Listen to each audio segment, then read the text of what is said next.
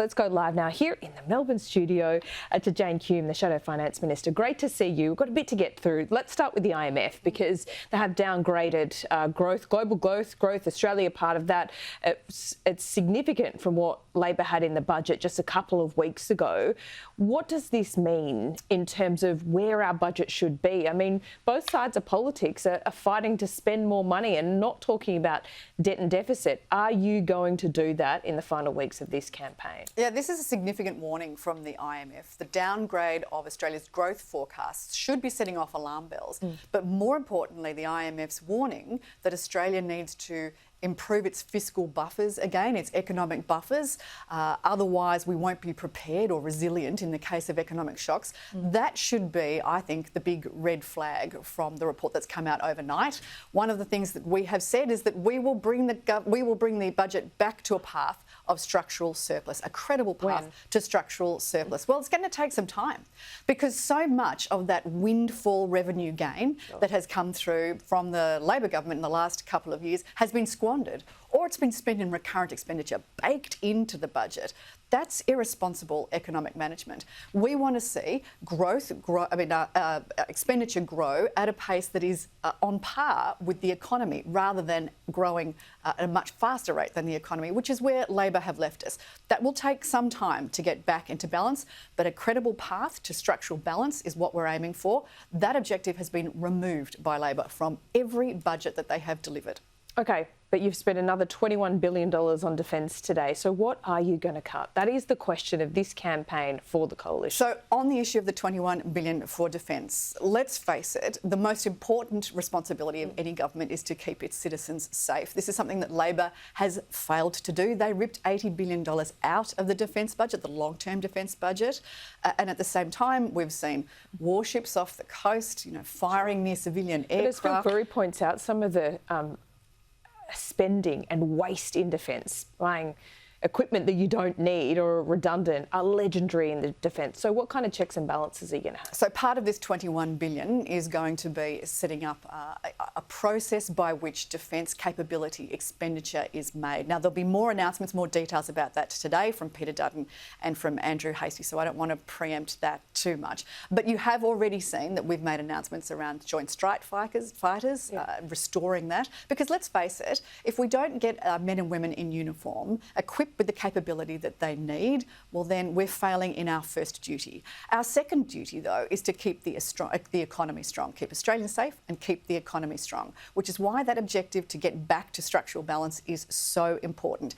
Cutting out the wasteful spending of government, and there's been plenty of it, and in case you want to see some of it, it's on a website, www.underlabor.com. There's so much. But you've also matched Labor on some of these big ticket items. So where are you going to cut? Can you give us broad, departments, broad areas? Don't give me the details today, even though we'd like you to, Jane, but where? So you will see all of our costings next week. I can promise you that. Before the election, it will be made very, very clear. What I can say, though, is there is a concerted effort to go line by line through the budget as much as we can to see where that wasteful spending is occurring, make sure that we redirect that into productivity-enhancing expenditure so that we can grow the economy as well as reduce expenditure. That's how you get the budget back into a structural balance. At the moment, you don't have that buffer, and the world is changing rapidly. We agree. And you've matched Labor on spending, and you also support this big government spending on the whole. We want to make sure that we deliver the cost of living relief when it's needed the most, which is right now. Yeah. But the most important thing is that... Don't you need to stop being populist? Because the opposite of being populist is actually making the tough people decisions. That it's going to hurt for a little while, but we're doing this for, better days down the track. Is that a message that you're willing to deliver? We want to make sure that we deliver cost of living relief right now, that in a year's time, Australians can get some of their own tax back, up to $1,200 for about 85% of taxpayers. That's their own money that they get delivered back.